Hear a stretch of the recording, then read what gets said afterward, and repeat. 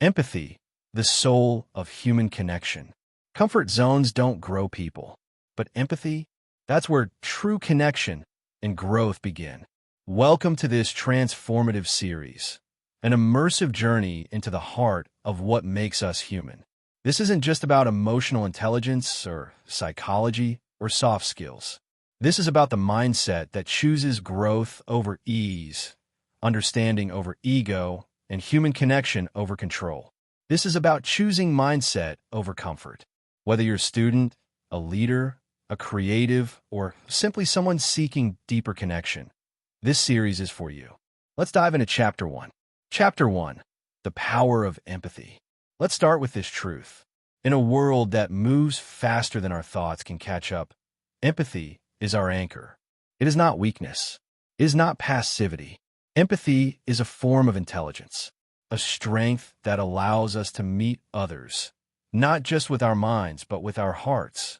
Empathy is the art of connecting on a human level, beyond words. It's recognizing someone else's inherent value, regardless of status, background, or opinion. When empathy is present, something powerful happens. People feel safe. People feel understood. People feel seen. This is how trust is built. This is how real relationships form. This is how communities grow. But here's the kicker. Empathy begins with listening, not just hearing. Active listening. Active listening, the heartbeat of empathy. Listening is the foundation of empathy. Without it, empathy cannot exist. But don't confuse this with passive silence. Active listening is a skill, a discipline. It's about being fully present, body, mind, and soul. It's choosing to remove distractions, resist the urge to interrupt. Stop preparing your reply while the other person is still speaking. It's giving your energy to understand, not to win. When you listen like that, you're not just receiving words. You're reading emotions, fears, hopes, and silent pain. And in today's world, that is revolutionary. Why does this matter? Because comfort tells us, just scroll, don't engage, keep it surface level. But mindset says, show up, be real, feel deeply, even if it's uncomfortable. Empathy is choosing connection over convenience. It's the mindset of those who lead, not just with power, but with presence. Verbal and nonverbal cues. Active listening goes beyond nodding along. It's reflected in your tone, your eye contact, your posture, your presence. Ask questions. Reflect back. Validate what they're saying. Example. So, what I'm hearing is that you're overwhelmed by the deadlines. Is that right? This shows that you're not just hearing. You're processing and caring. That's what empathy looks like in real time. The 3 steps of listening with empathy. Let's break it down simply. 1. Be present. Clear your mind. Close your tabs. Stop rehearsing your answer. Be here. 2. Reflect back. Paraphrase. Check for clarity. Make them feel seen. It sounds like you're carrying a lot right now. Is that how it feels? 3. Empathize, don't fix. Most people don't need answers. They need acknowledgement. That must be really stressful. I'm here with you. Remember, the goal is not to solve, it's to support. Woman in lotus position listening is holding space, not taking it. Sometimes the most powerful thing you can say is nothing. Just hold space. Be the calm in someone else's storm. Because when people feel safe with you, they open up. And when they open up, they heal. And when they heal, relationships thrive. Empathy is the opposite of ego. Ego wants to speak. Empathy wants to understand. When we listen with empathy, we turn conversations into connection, and we turn ordinary moments into life-changing ones. That is mindset over comfort. That is leadership with heart. That is the beginning of transformation. Chapter 2. Cultivating Empathy. Practices for deeper connection. Empathy isn't just something we feel. It's something we choose, something we practice, something we live. Empathy isn't about being born with it. It's not a soft skill you either have or don't have. Empathy is a muscle, and like any muscle, it gets stronger the more we train it. Let's be clear. In a world designed to distract, desensitize, and divide, choosing empathy is radical. It's mindset over comfort. It's choosing emotional courage over indifference. It's pausing when it's easier to scroll and listening when it's easier to judge. Let's explore the practical ways to cultivate this powerful skill. Repeat button 1.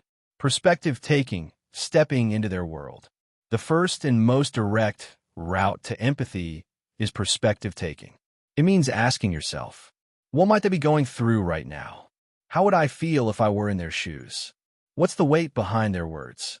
It's not about agreeing, it's about understanding.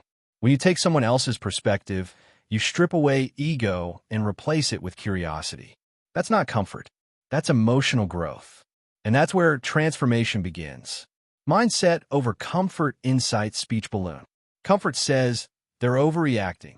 Mindset says something's hurting them. Let me lean in. I too. Emotional recognition, reading the room. Empathy starts with awareness, not just of others, but of ourselves. You can't tune into someone else's emotions if you're completely disconnected from your own. Emotional recognition means noticing facial expressions, body language, vocal tone, silences between the sentences. It's about asking not just what are they saying, but what are they feeling? And most importantly, what are you feeling? When you're self-aware, you're not hijacked by emotion. You're guided by it. You become a mirror, not a reaction. That's the kind of person people trust. Person in lotus position 3. Mindfulness, the gateway to empathy. Mindfulness is not about sitting cross-legged on a mountain. It's about presence. Being here, now, without judgment, without your phone, without running a mental script. When you're mindful, you're not operating on autopilot. You're not reacting. You're responding with intention and with care. Mindfulness allows you to hear what's not being said, to sense the tremor in a voice or the heaviness behind a fine. And in those quiet moments, that's where empathy is born. Mindset over comfort, insight, speech balloon. Comfort says, I don't have time to sit still. Mindset says, stillness makes me stronger. Open hands 4. Acts of service, learning through compassionate action. One of the most profound ways to grow empathy is through service. When you volunteer, give, or show up for someone else, you step out of your comfort zone and into someone else's reality. You begin to see the world from different angles. You start to understand stories that don't mirror your own. This is where connection deepens. This is where bias fades. This is where your heart expands. Serving others isn't just about helping. It's about witnessing humanity and realizing we're more alike than different.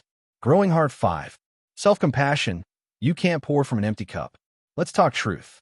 You cannot offer genuine empathy to others if you're constantly brutal with yourself. Self-compassion isn't self-pity. It's emotional sustainability. It's giving yourself grace when you fall short. It's speaking kindly to yourself when you mess up. When you treat your own pain with understanding, you build the capacity to hold space for others' pain too. It's not about being perfect. It's about being human and allowing others to be human too. Comfort says, push through, ignore your needs. Mindset says, honor your needs, then rise stronger. Direct hit final words for part 2. Empathy is not a switch, it's a practice. A daily decision to lean in, listen, and lead with heart. And here's what most people miss. The more you cultivate empathy, the more connected you become. To others, to your purpose, to your power. When you live with empathy, you live aligned. You lead authentically, and you create the kind of world you want to live in. So remember, empathy is a mindset, and mindset always greater than comfort. Part 3. Conflict resolution, turning challenges into growth. Conflict doesn't destroy connection, ego does. When approached with empathy, conflict becomes the birthplace of transformation. Conflict, that word alone makes people uneasy. Most avoid it. Some explode in it. Very few transform through it. But here's the truth. Conflict is not the enemy. Comfort is. Because when we lean into conflict with the right mindset, it becomes an opportunity to understand, to evolve, to connect deeper than before. Let's break it down. Understanding conflict, the emotional undercurrent. Conflict usually isn't about the surface issue. It's not about who forgot to send the email, who was late, or who didn't listen. That's the trigger, not the cause. The root of conflict is often emotional. Feeling disrespected, feeling unseen, feeling unheard. And here's where people go wrong. They try to fix the facts while ignoring the feelings. But if you don't address the emotional undercurrent, you're just putting out surface fires while the building burns from within. Comfort says, I don't want to deal with drama. Mindset says, let's address the real story behind the silence. Emotional intelligence, the real game changer. True conflict resolution isn't about winning. It's about understanding. That requires emotional intelligence, the ability to recognize your emotions, recognize their emotions, and regulate both. When someone reacts in anger, what they often feel is hurt. When someone shuts down, what they may feel is unsafe. Understanding this changes everything. It shifts your goal from being right to being real, from defensiveness to dialogue. Perspective shift, everyone has a different lens. Two people can go through the exact same situation and walk away with completely different truths. Why? Because our experiences shape our lenses. That means before you can resolve anything, you have to get curious. How do they experience this? What's their truth? What am I not seeing yet? This shift from judgment to curiosity turns tension into opportunity. It says, help me understand your world so we can navigate this together. Comfort says, they're overreacting. Mindset says, let me understand what's underneath their emotion. Strategies for conflict resolution, tools that work. Let's talk practical. When tension arises, you need tools, not just intentions. Here are 5 battle-tested strategies. 1. Active listening. You've heard this before, but let's be honest. Most people don't actually do it. Active listening means you're not interrupting.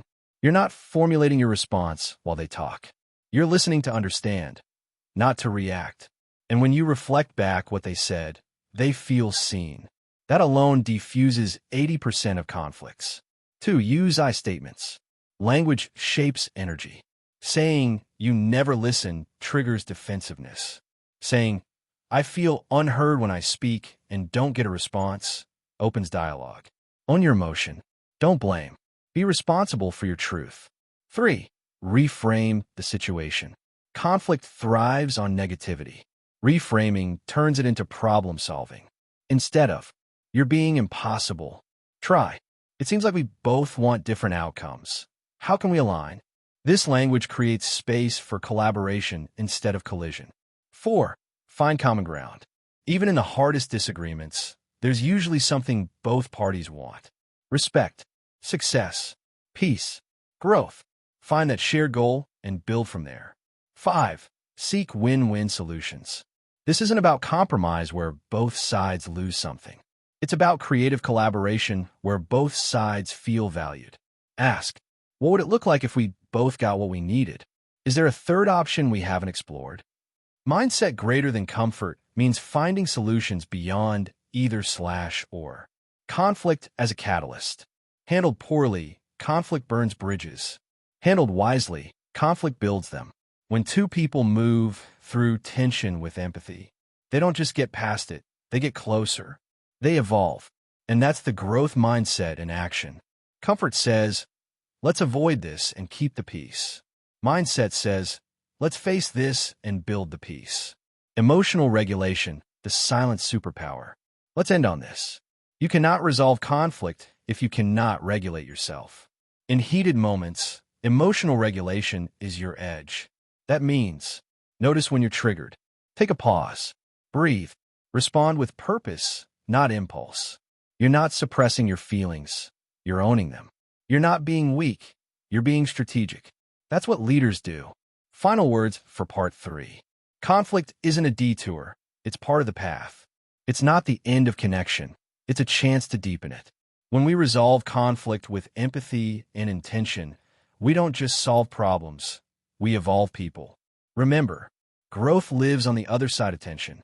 Breakthrough lives on the other side of hard conversations. And impact lives on the other side of comfort. Choose the mindset. Build the muscle. Lead the way. Part 4. Emotional regulation. The inner architecture of strength. He who controls others may be powerful, but he who has mastered himself is unstoppable. Lao Tzu. Welcome to the core layer of emotional intelligence. Emotional regulation. This is the difference between reacting and responding, between chaos and clarity, between losing control and leading with intention. Most people think emotional regulation means suppressing emotions. No, it means becoming so self-aware that your emotions don't own you. You own them. Mindset over comfort insight. Comfort says, I can't help how I feel. Mindset says, I feel it and still choose how I act. What is emotional regulation, really? Emotional regulation is your internal leadership system. It's the mechanism that helps you stay calm under pressure, respond with clarity during conflict, maintain emotional stability during uncertainty, lead others without projecting your own chaos. It's not about being emotionless.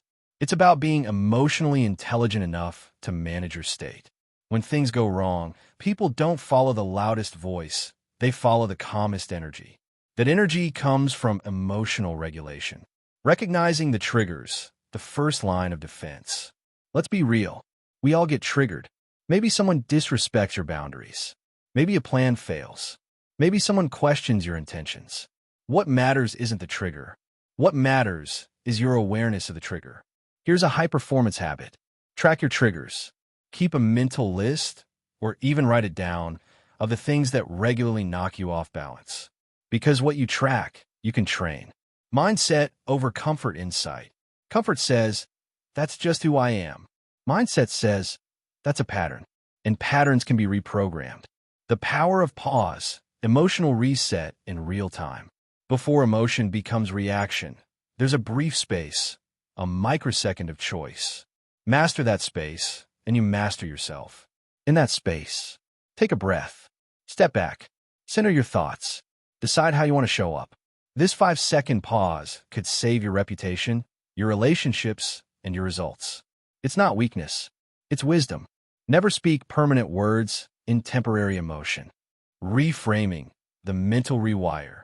Here's a strategy that elite performers use. When emotions rise, they reframe the narrative.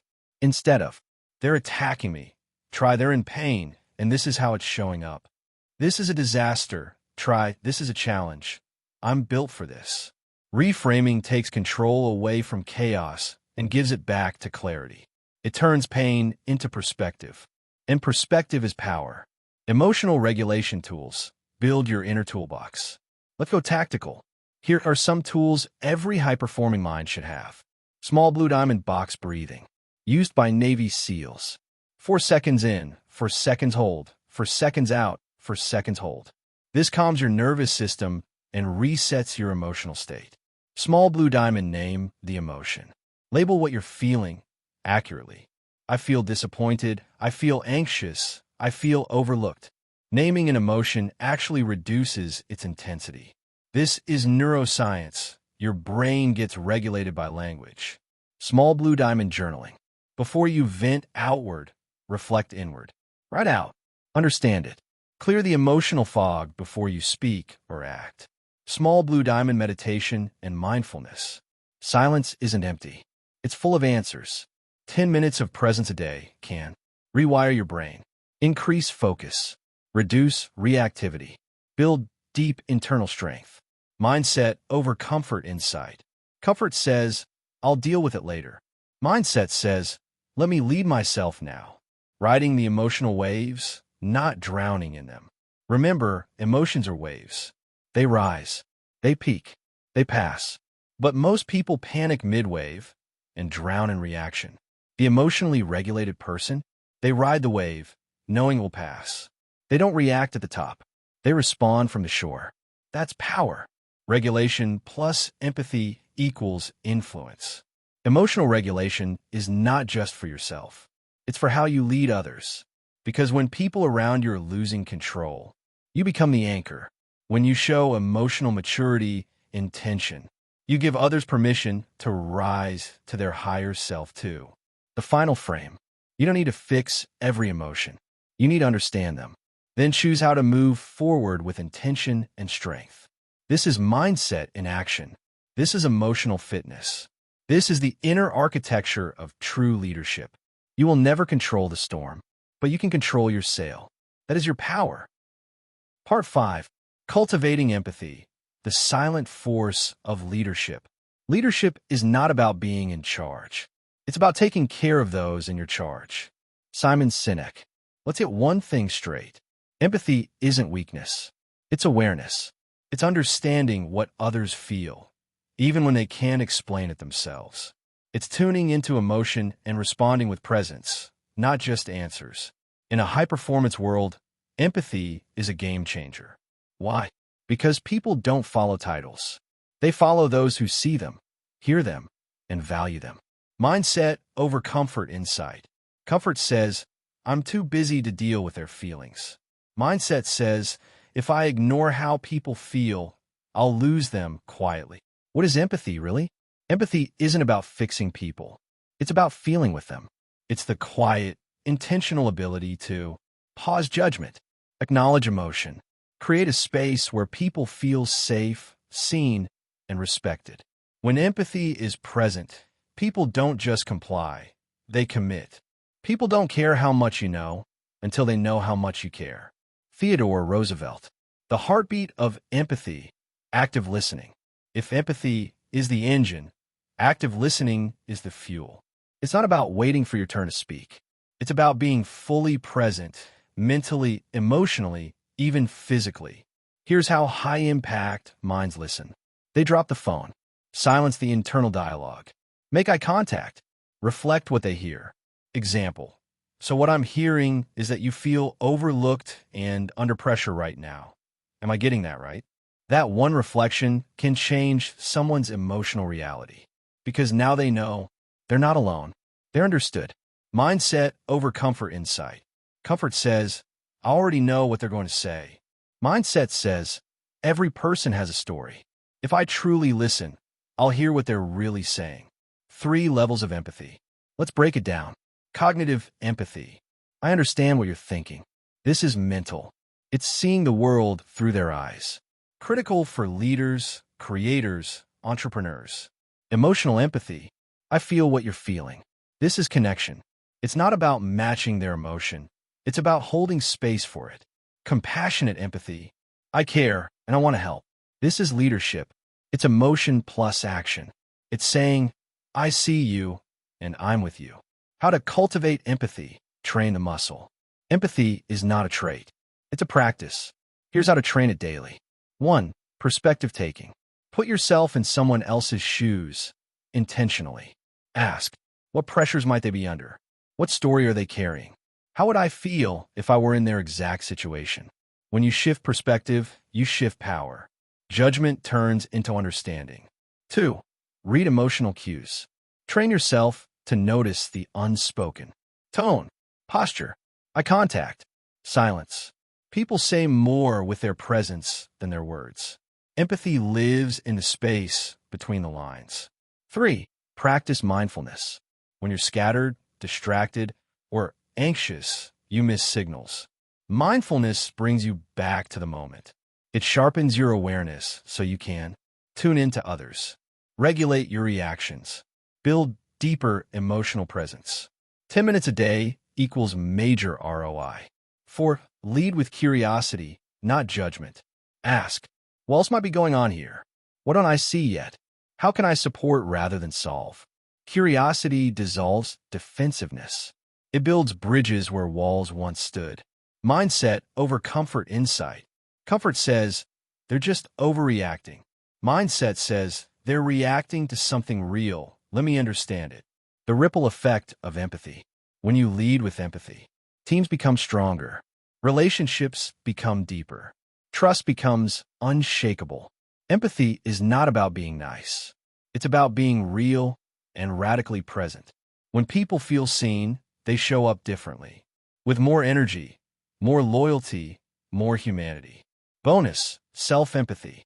Let's not forget, you can't pour into others if your own cup is empty. Practice self-compassion. When you make mistakes, talk to yourself like you would to a friend. When you feel overwhelmed, give yourself space without guilt. Self-empathy fuels external empathy. It makes your leadership sustainable, not self-sacrificing. Empathy is the art of stepping outside of our own emotions to connect with someone else's experience. Part 6. The Psychology of Trust, Building Unbreakable Foundations. Trust is built in drops, but lost in buckets. Kevin Plank. In a world of filters, short attention spans, and fast exits, trust is the real flex. Not attention, not authority, but consistency of character. Because here's the truth. Without trust, nothing scales. Not your influence, not your team, not even your inner peace. Trust is not earned with one grand gesture. It's built through 1,000 micro decisions. Showing up on time, following through, listening without judgment, admitting when you're wrong. This is the foundation, the soil where loyalty grows. Mindset over comfort insight. Comfort says, they should trust me by default. Mindset says, trust is earned daily, not owed once. The psychology behind trust. Trust is not just emotional, it's neurological. When we trust someone, our brain releases oxytocin, the bonding hormone. But when trust is broken, the brain activates the amygdala, our survival center. We go into protection mode. Walls go up, hearts shut down. That's why trust is so delicate, and why rebuilding it takes more effort than breaking it ever did. The 3 pillars of trust. Let's simplify. Trust is built on 3 interconnected pillars. 1. Competence. Can you deliver? Do you have the skills, discipline, and consistency to do what you say you'll do? People trust leaders who communicate clearly, deliver reliably, keep their word, even when it's inconvenient. Small wins matter more than big promises. 2. Character. Will you do what's right? Do your actions align with your values, even when no one's watching? Character is about integrity under pressure, owning your mistakes, speaking truth without ego. Reputation is what others think of you. Character is who you are when it's hard. 3. Connection. Do you care? Do people feel seen, heard, and valued in your presence? This is where empathy, humility, and active listening show up. People trust those who connect before they correct. Mindset over comfort insight. Comfort says, I'll earn trust by being impressive. Mindset says, I'll build trust by being consistent and human. Daily habits that build trust. Trust is not built in boardrooms or bios. It's built in micro moments. Let's break down how. 1. Be reliable, not perfect. People don't expect perfection. They expect predictability. Show up. Follow through. Don't cancel last minute. Don't ghost. Do what you said you would, even if it's small. 2. Practice radical listening. Most people listen to reply. Few listen to understand. Trust grows when people feel heard, understood, not judged. You don't have to agree to validate someone's experience. 3. Admit when you mess up. Nothing builds trust faster than accountability. Say, I was wrong. Say, I missed that. My bad. Say, let's fix this together. It's not weakness, it's emotional strength. 4. Protect what's shared in confidence. Want to destroy trust instantly? Leak private conversations. Protecting someone's vulnerability is a sacred leadership responsibility. Loyalty is built in private, not on LinkedIn, not in public. When trust breaks, what then? Let's be real. Trust breaks sometimes. But the mature question isn't how could they? It's how do we rebuild? Steps to repair. Own your part without excuses. Acknowledge the impact. Ask what they need to feel safe again. Rebuild. Patiently, consistently, humbly. Rebuilding trust takes longer than we'd like, but faster than staying stuck. Trust and leadership. Whether you're leading a brand, a family, or a movement, trust is your currency. Without it, influence crumbles. Loyalty disappears. Performance suffers. But with it, teams become agile. Relationships deepen. Growth compounds. Remember, trust is the seed. Everything else is the fruit. Final insight.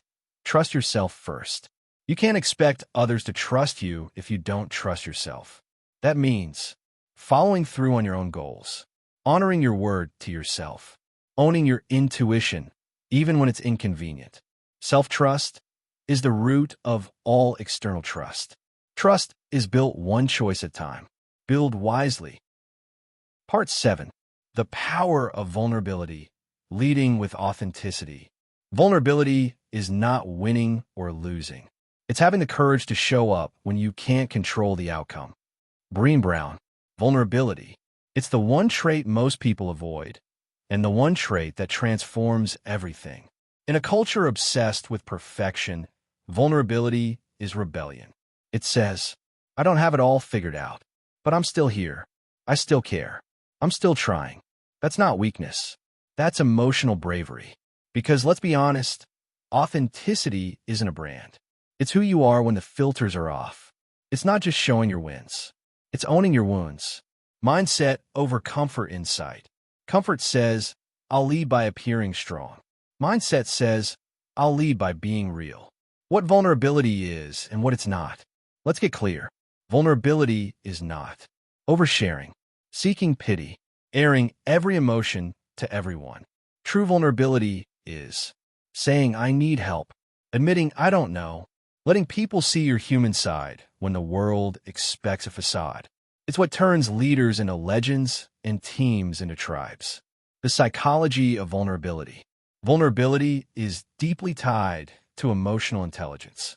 When we allow ourselves to be seen, flaws and all, it opens the door to connection, belonging, psychological safety.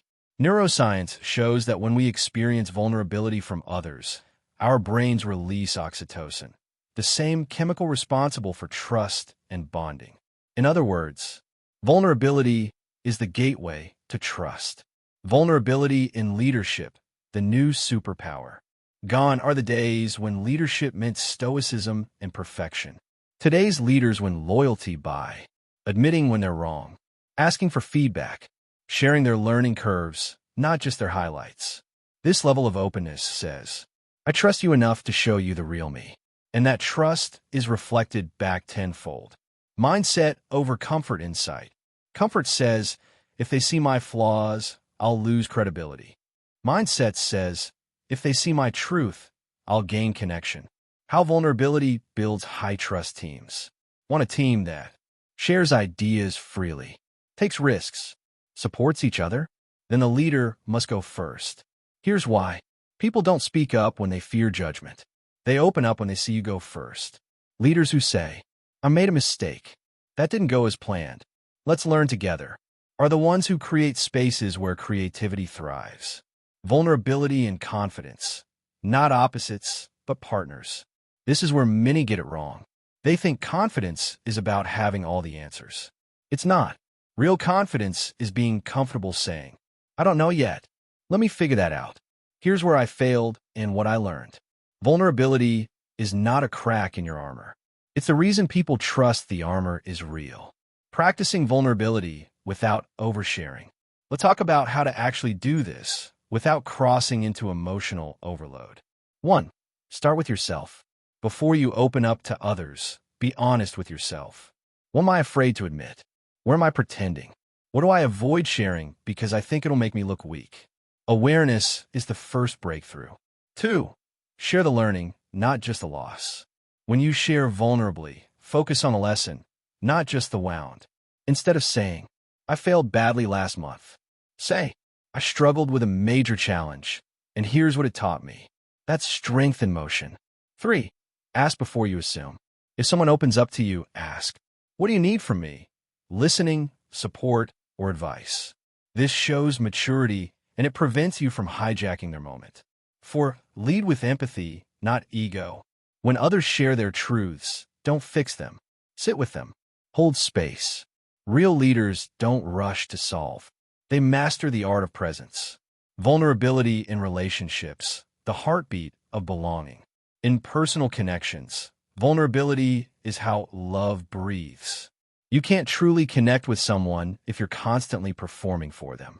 It's in the late-night honesty. The I'm scared but I trust you moments. The I'm not okay today messages. It's this rawness that turns interactions into intimacy. Mindset over comfort insight. Comfort says, I'll only share when it's safe. Mindset says, Safety is built by those willing to go first. Final reflection. Your truth is your power. We live in a world drowning in curated images and highlight reels. But vulnerability? That's where the real leaders shine. People don't follow perfection. They follow permission. Permission to be fully human. So go first. Be the mirror that gives others the courage to take off the mask.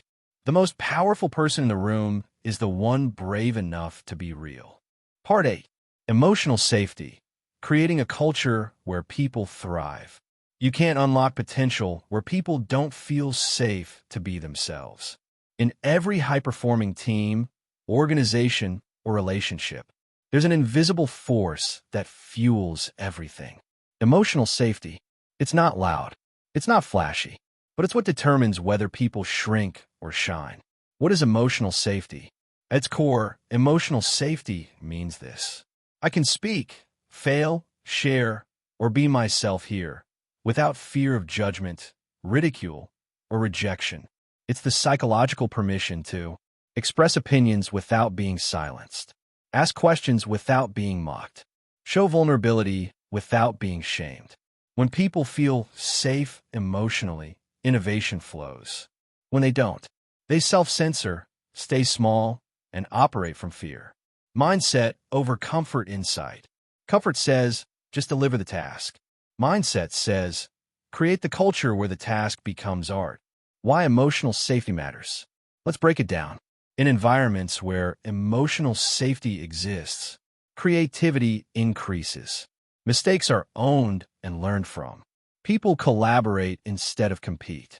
Retention and loyalty skyrocket. Why? Because people don't just want a job or relationship. They want a space where their whole self is welcome. Emotional safety isn't a luxury. It's the soil of transformation. Signs emotional safety is missing. If any of the following exist in a team, a family, or a partnership, emotional safety is being compromised. People hesitate to speak up. Mistakes are punished instead of explored. There's constant fear of blame or judgment. Constructive feedback is avoided. Vulnerability is seen as weakness. In such spaces, people perform to survive, not to thrive. Mindset over comfort insight. Comfort says, keep them in line. Mindset says, keep them in flow. How to build emotional safety and sustain it. Now, let's move from theory to action. Here are 5 core practices that foster emotional safety. 1. Normalize failure. Make it clear, mistakes are part of the process. Instead of asking, why did this go wrong? Ask, what can we learn here? This shifts the energy from fear to growth. Create a culture where people can say, here's where I messed up, and here's what I'm doing about it. And that becomes the fuel of resilience. 2. Reward honesty over agreement. People won't share truth if all you reward is compliance. Encourage honest disagreement. Invite challenge. Say things like, I might be missing something. Will you see that I don't? This shows your ego serves the mission, not the mirror. 3. Respond, don't react. Your emotional reactions train others how safe they are. If someone shares bad news, a criticism, or an opposing idea, pause, breathe. Respond with curiosity, not punishment. Ask, tell me more. What makes you feel that way? That's emotional safety in action. 4. Lead with consistency. Nothing destroys emotional safety like unpredictable behavior. Show up consistently calm, fair, and grounded. People trust what they can predict, even if they disagree with you. If your reactions are stable, they'll still feel safe. 5. Celebrate humanity. Make space for emotions, struggles, real talk. Ask your team or loved ones, how are you doing, really? What's been tough lately? Show people they're valued for who they are, not just what they do. Because when people feel seen, they become unstoppable. Emotional safety and performance. Here's the paradox most leaders miss. People perform at their highest when they're not afraid to fail. This doesn't mean lowering standards. It means raising support. It's about creating a space where people are challenged but not threatened. Push for growth but cushion the fall. That's leadership. Mindset over comfort insight. Comfort says, pressure creates diamonds. Mindset says, safety creates innovators. Final reflection, be the safe place. Whether you're leading a team, building a community, or nurturing a relationship, ask yourself this: do people feel safe to be real with me? If the answer is yes, you've already become a catalyst for transformation. Because emotional safety isn't about soft leadership.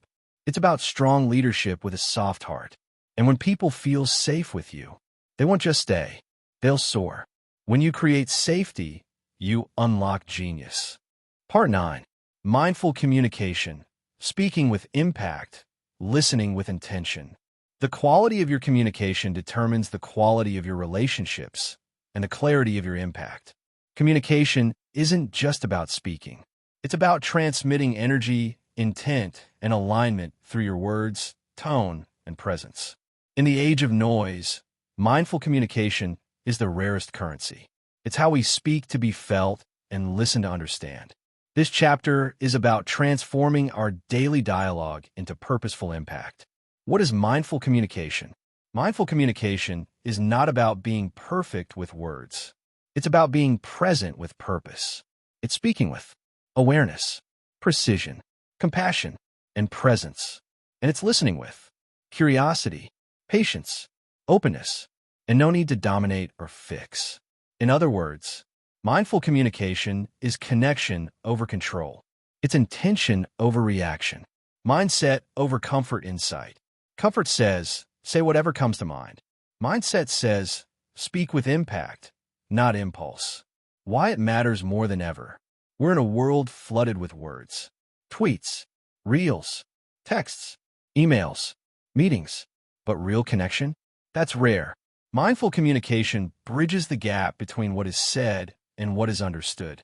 It creates clarity where confusion lives. It builds bridges where silence builds walls. The consequences of mindless communication. Mindless communication leads to misunderstandings, conflict, emotional disconnection, missed opportunities.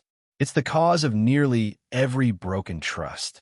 Not because someone lied, but because someone didn't listen, ask, or express clearly. Mindset over comfort insight. Comfort says, why don't they get it?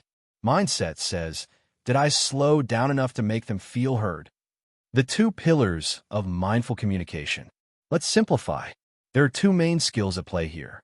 Speaking with impact. Listening with intention. 1. Speaking with impact. This doesn't mean sounding fancy or overly polished. It means speaking in a way that moves people. To feel, to think, to act. Here's how to do that. Pause before you speak. Give space to your mind before your mouth. Ask yourself, what am I really trying to communicate here? Speak with clarity, not complexity. People don't remember jargon. They remember authenticity. Make it simple. Make it human. Use I statements. Take ownership of your emotions and thoughts. Instead of, you make me angry, say, I feel frustrated when. This diffuses blame and invites dialogue. Align tone with intent. Tone carries more power than your words. You are what must match your how. A kind tone transforms even difficult truths. End with an invitation.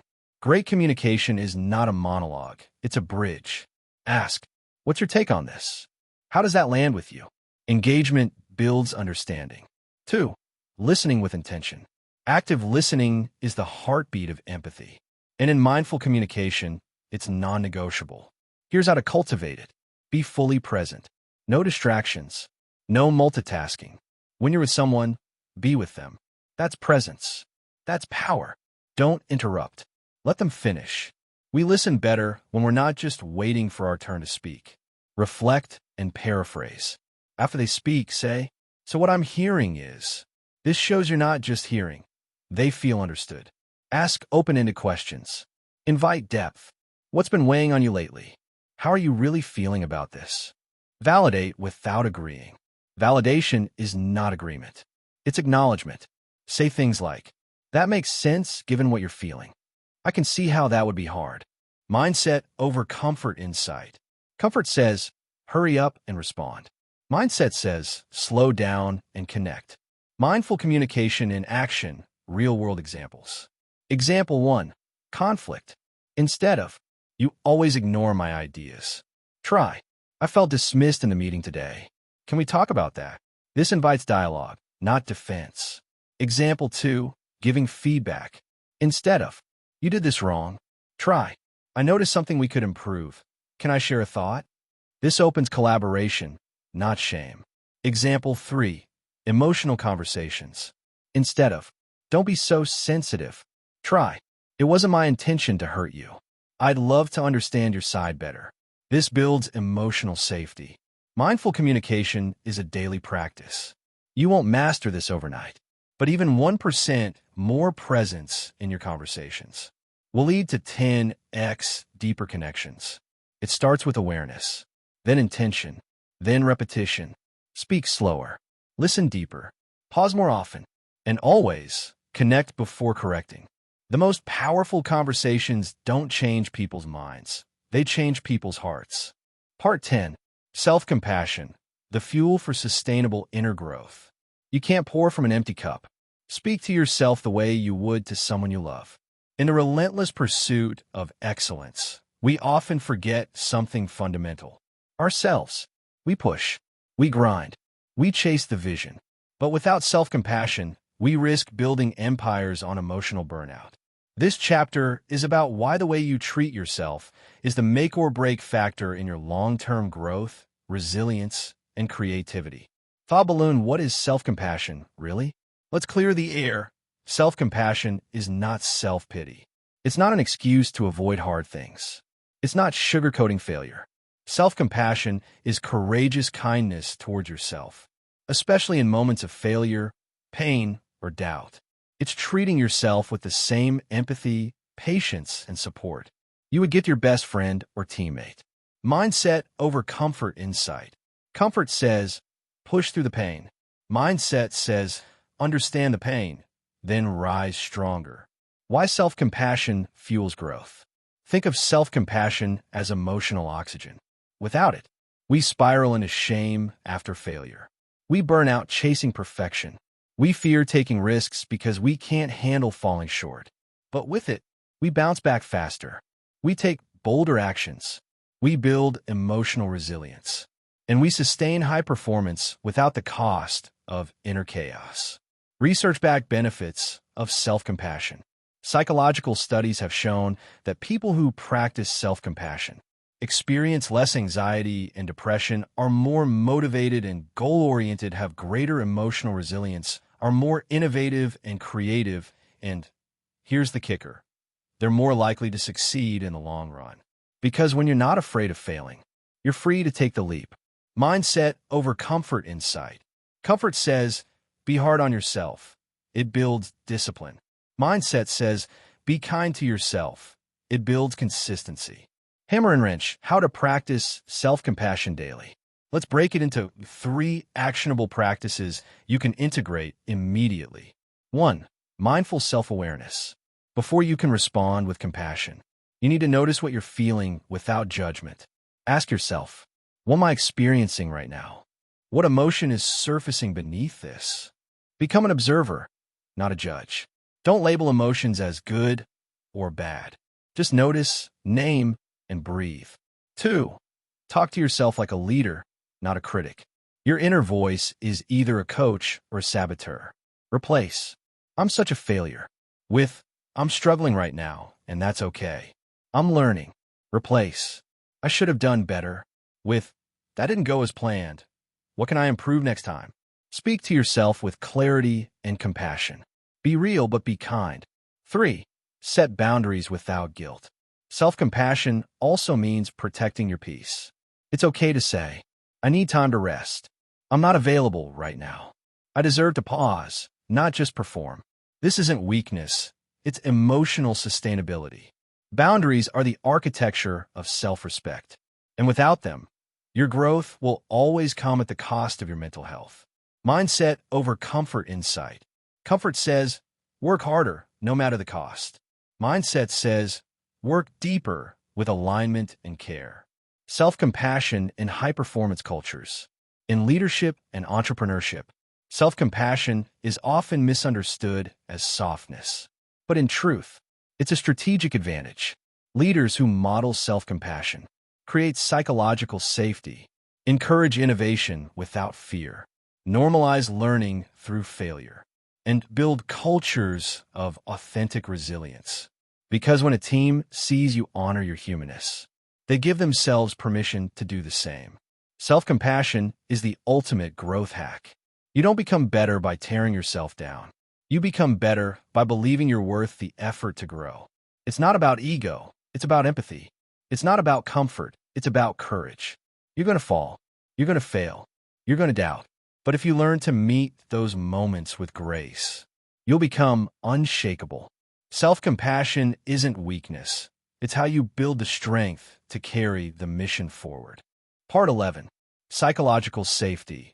The invisible advantage in teams and culture. When people feel safe, they bring their full selves. And when they bring their full selves, magic happens.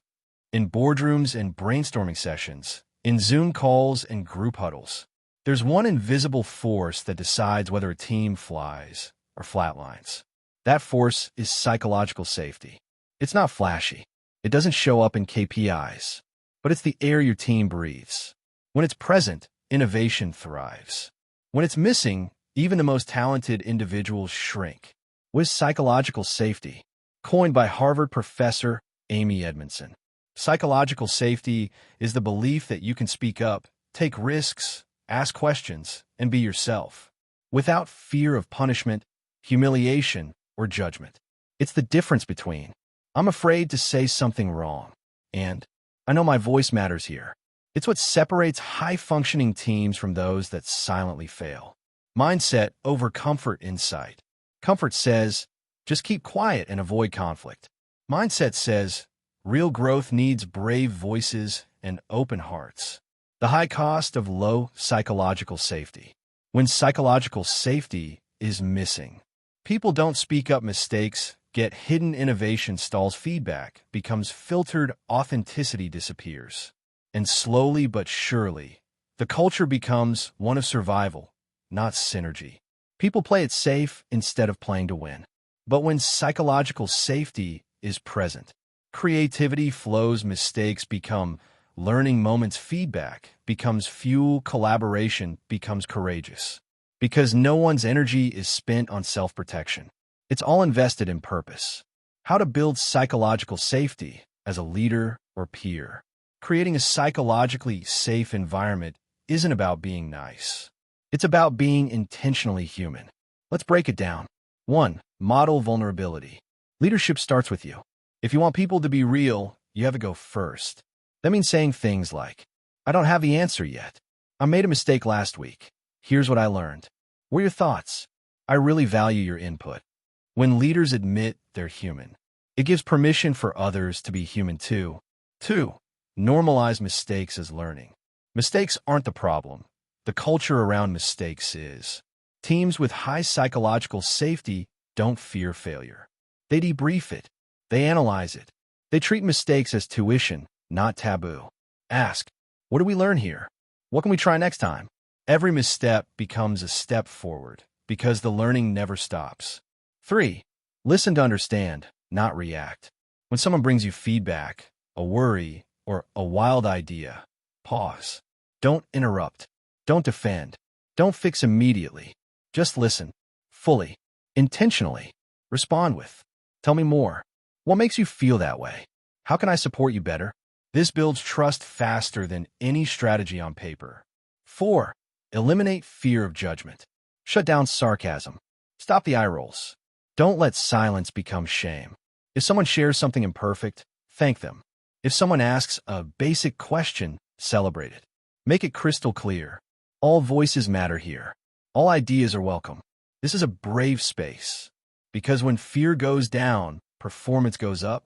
Mindset over comfort insight. Comfort says, keep things polished.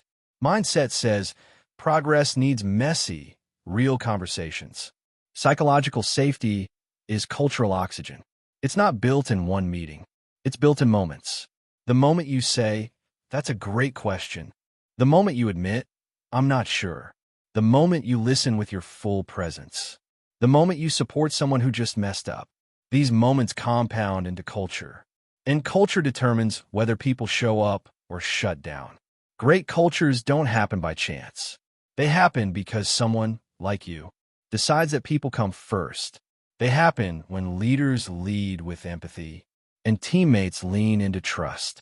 They happen when safety becomes strategy. Psychological safety isn't a nice to have. It's the foundation of bold ideas, brave teams, and better outcomes. Part 12. The art of feedback, fueling growth without friction. Feedback is not criticism, it's information. And when delivered with care, it becomes transformation. In every organization, team, or relationship, feedback is the bridge between potential and performance. Yet so many fear it. Why? Because most people confuse feedback with judgment, or worse, attack. But the truth is, when feedback is done right, it doesn't tear people down. It lifts them up. Mindset over comfort insight. Comfort avoids the uncomfortable conversation.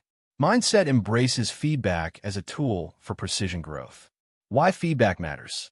Feedback is how we grow, how we align, and how we build trust. Without it, progress is left to guesswork. In startups, in leadership, in life, feedback is your internal GPS. It tells you where you stand, how to adjust, and where the growth edge lies. The question isn't whether we should give or receive feedback. The real question is how we do it, with empathy, clarity, and intention. The psychology behind feedback. Here's a truth bomb. Most people don't fear feedback itself. They fear how it's delivered. When feedback feels like an attack, the brain perceives it as a threat. Cortisol spikes. Defensiveness kicks in. Learning shuts down. But when feedback feels safe, when it's given with care and precision, it activates learning mode, reflection, and adaptation. This is why the delivery matters just as much as the message. How to give transformational feedback. Let's break it down into a system, what we call the CARE method. 1. C. Clarity over confusion. Don't dance around it. Vague feedback sounds like, you need to improve your attitude. Clear feedback sounds like, in yesterday's meeting, I noticed you interrupted Sarah multiple times. It changed the tone of the conversation. Clarity removes ambiguity. It gives people something specific to reflect on and change. 2. I ask, don't assume. Feedback isn't a monologue. It's a dialogue. Instead of saying, you're not committed enough, try, I noticed a dip in your engagement. Is something going on behind the scenes? This opens up space for context, not just correction. Sometimes what looks like laziness is actually burnout. What looks like defiance might be confusion. Don't assume. Ask. 3. R. Reinforce the relationship. Start and end with belief. Let the person know they matter more than the mistake. Say, I'm sharing this because I believe in your potential. This feedback is here to help you grow, not diminish you. The best leaders make people feel bigger, not smaller, after feedback. This builds trust equity, which makes future feedback easier to receive. 4. E. Empathy is the engine. Feedback without empathy feels cold. Empathy without feedback feels incomplete. Real feedback says, I see you, I respect you, and because I care, I'm going to be honest with you. It's that rare combo of truth plus tenderness. A firm message with a soft heart. Receiving feedback like a pro. Giving feedback is one skill. Receiving it? That's where real growth happens. Instead of deflecting or defending, try. Thanks for that insight. Let me sit with that and circle back. Is there anything I could be doing differently? Receiving feedback with grace is a superpower. It tells the world, I care more about becoming better than looking perfect. Mindset over comfort insight. Comfort says, I'm already doing fine. Mindset says, even fine can become phenomenal with the right feedback. Building a feedback positive culture. To normalize feedback, make it a culture, not a correction. Give feedback in real time, not just at performance reviews. Make peer-to-peer feedback part of every project cycle. Celebrate those who ask for feedback, not just those who receive it well. When feedback becomes part of the ecosystem, people don't fear it. They feed off it. Feedback is a gift. but only if we know how to give it. The ultimate goal of feedback isn't control. It's co-elevation, lifting each other higher. So let's stop seeing feedback as conflict. Let's start seeing it as a commitment to truth, growth, and excellence. If your feedback can spark a breakthrough instead of a breakdown, you're not just managing people, you're transforming them. Part 13. The conflict shift from opposition to opportunity. Conflict is inevitable, but growth from it, that's intentional. Let's face it, conflict is part of the human condition. Different ideas, personalities, expectations, it's bound to clash. But here's the twist. Conflict is not the enemy. Mismanagement of it is. What if we told you that conflict is actually a signal for growth, a pressure point pushing you toward evolution, if you know how to lean into it? That's the conflict shift, from opposition to opportunity, from ego battles to empathy building, from defense mode to growth mindset. Mindset over comfort insight. Comfort says, avoid the conflict. Mindset says, face it, fix it, grow from it. The real nature of conflict. At its core, conflict often arises from unmet needs, unspoken expectations, or clashing values. It's rarely just about the thing being argued over. It's about how people feel. Unheard, undervalued, unseen. That's why surface-level fixes don't work. You got to address the emotional current underneath. Understanding this emotional layer is not weakness, it's wisdom. Reframing conflict, the mindset shift. Here's the power move. Instead of seeing conflict as a threat, view it as a diagnostic tool. What is this tension trying to teach us? What unmet need is crying out? What broken system or assumption is being exposed? Every conflict has data inside it. If you listen closely, you'll discover insights that would otherwise stay buried. Mindset over comfort insight. Comfort blames people. Mindset examines systems, triggers, and emotional needs. Conflict to opportunity framework. Let's make it practical. Here's how to shift the frame and build solutions. 1. Name the emotion before the issue. Start with this.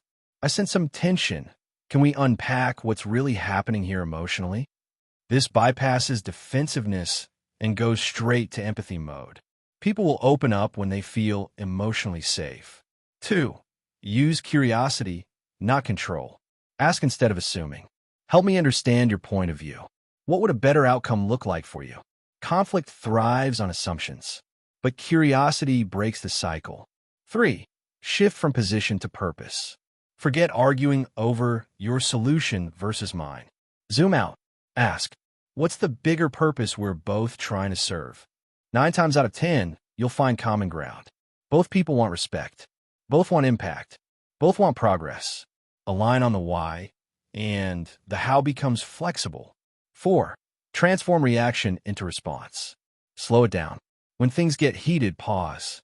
Take a breath. Let the body reset. You're not there to win. You're there to understand. And in understanding, you build bridges, not barriers. 5. Create the third way. Great conflict resolution isn't about compromise. It's about co-creation. Ask, is there a third way forward that honors both our needs? This is where innovation lives, where trust gets forged in the fire of discomfort. Conflict as culture, embedding the shift.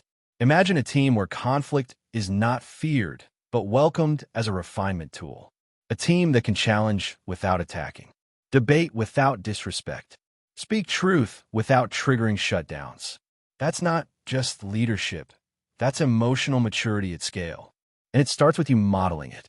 Mindset over comfort insight. Comfort avoids hard conversations. Mindset builds a culture where honesty and growth are inseparable. Final thought. Growth isn't always comfortable, but it's always worth it. Here's what separates transformational leaders. They don't view conflict as a crack in the system. They see it as a mirror reflecting what needs healing. And once that mirror is embraced, teams evolve, relationships deepen, and individuals unlock next-level emotional intelligence. Where there is conflict, there is heat. And where there is heat, there is the fire of potential, waiting to be forged into progress. Part 14. Leading through emotional intelligence. Influence from the inside out. People may forget what you said, They may forget what you did, but they'll never forget how you made them feel. Maya Angelou. Leadership is no longer just about results. It's not about how loud your voice is or how long your title. True leadership today, it's emotional, it's intentional, it's human. It's about being the kind of person who can feel the room, navigate conflict with poise, and inspire people by understanding, not controlling them. This is what it means to lead through emotional intelligence. Mindset over comfort insight. Comfort clings to command and control. Mindset chooses emotional awareness as influence. What is emotional intelligence, EQ? At its core, EQ is the ability to recognize, understand, manage, and influence emotions, both your own and others. Daniel Goleman, who popularized EQ, breaks it into 5 key pillars: self-awareness, self-regulation, motivation, empathy, social skills. Let's unpack each one in a leadership context. 1. Self-awareness. Know thyself first. You can't lead others if you don't know what's driving you. What triggers you? What insecurities influence your tone? Are you reacting or responding? Self-awareness is the cornerstone of leadership maturity. It allows you to check your ego, manage your energy, and show up with intention, not impulse. 2. Self-regulation. Lead with emotional discipline. A leader who can't regulate emotions becomes a walking wildfire. Self-regulation doesn't mean suppressing emotions. It means channeling them constructively. Anger can become assertiveness. Anxiety can become preparation. Frustration can lead to innovation. Emotional mastery isn't silence, it's strategy. Mindset over comfort insight. Comfort reacts. Mindset responds with clarity and purpose. 3. Motivation, the fire within. EQ-driven leaders aren't just chasing KPIs or praise. They lead with purpose. This intrinsic motivation, the deep why, is contagious. People don't follow instructions. They follow conviction. And when your energy comes from within, no setback can break your rhythm. 4. Empathy, the ultimate influence tool. Empathy isn't soft. It's strategic. The ability to understand how your team feels, what they need, and how to support them without losing sight of outcomes. That's power. Empathy is what helps a leader know when to push and when to pause. Sense burnout before it explodes. Inspire loyalty that no paycheck can buy. Mindset over comfort insight. Comfort tells people what to do. Mindset understands what people need. 5. Social skill, the art of human navigation. Finally, emotional intelligence shows up in how you relate to people. Can you resolve tension without drama? Can you adapt your style to different personalities? Can you inspire collaboration, even across differences? This is where your EQ becomes culture shaping. You don't just get things done, you create spaces where people want to get things done. Why EQ is greater than IQ in leadership today. In the age of automation and AI, emotional intelligence is what makes us irreplaceable. IQ gets you hired. EQ gets you promoted. Emotional presence earns you trust, builds resilience, and creates momentum others want to follow. Data may drive decisions, but emotions drive action. If you can't reach hearts, you can't move minds. Tools to grow your EQ. Ready to level up? Here's how. Daily check-ins. Ask, what am I feeling? What? Pause before reacting, especially in tough moments. Practice perspective taking. Assume positive intent. Ask more than you tell. Curiosity builds connection. Seek feedback often and listen without defending. EQ isn't a fixed trait. It's a leadership muscle. And like all muscles, it grows with use. Emotional intelligence is not about being nice. It's about being real, being aware, and being effective in the human experience. Part 15. Courageous conversations. Leading when it's hard to speak up. In the moment of truth, silence is complicity. Courage isn't loud, it's honest. Leadership isn't tested when things are going smoothly. It's tested in tension, in discomfort, in the moments when saying what's true could shift the entire room. That's where courageous conversations come in. These are the conversations most people avoid because they feel risky, uncertain, even confrontational. But when leaders avoid hard truths, they create soft cultures, cultures where trust dies, clarity disappears, and resentment grows. Mindset over comfort insight. Comfort avoids confrontation. Mindset embraces discomfort as a path to progress. What are courageous conversations? Courageous conversations are calling out behavior that doesn't align with values, giving feedback that's uncomfortable but necessary, addressing bias, injustice, or misalignment in real time, asking the hard questions when everyone else stays quiet, saying no or stop when others expect you to stay silent. These aren't just conversations. They're moments of impact, moments that define the kind of leader you are. Why we avoid them? Fear. Fear of being disliked. Fear of making someone uncomfortable. Fear of escalation. Fear of not knowing the right words. But here's the truth. Avoiding hard conversations doesn't preserve relationships. It poisons them. The silence becomes tension. Tension becomes distance. And before you know it, trust erodes quietly in the background. 5 principles for leading tough talks with confidence. Let's break down how mindset-driven leaders approach tough conversations with grace and clarity. 1. Prepare, don't script. Don't walk in with a monologue. Walk in with a mission. Clarity plus curiosity plus compassion. Prepare your core message, what must be said, but leave space for discovery. Ask yourself, what outcome do I want? What values am I standing up for? What assumptions might I be making? 2. Start with purpose, not accusation. Begin with why this conversation matters, not with blame. Say, because I value our relationship, I want to talk about something that's been on my mind. Or, I care about the health of this team, so I need to bring something up. This sets a tone of collaboration, not combat. 3. Speak truth plus hold space. Say what needs to be said, clearly, calmly, courageously. But then pause. Let silence do its work. Give the other person space to process, to feel, to respond. This is where emotional intelligence meets leadership. 4. Listen like it's a gift. Courageous conversations require courageous listening. Drop the need to defend. Don't plan your next argument.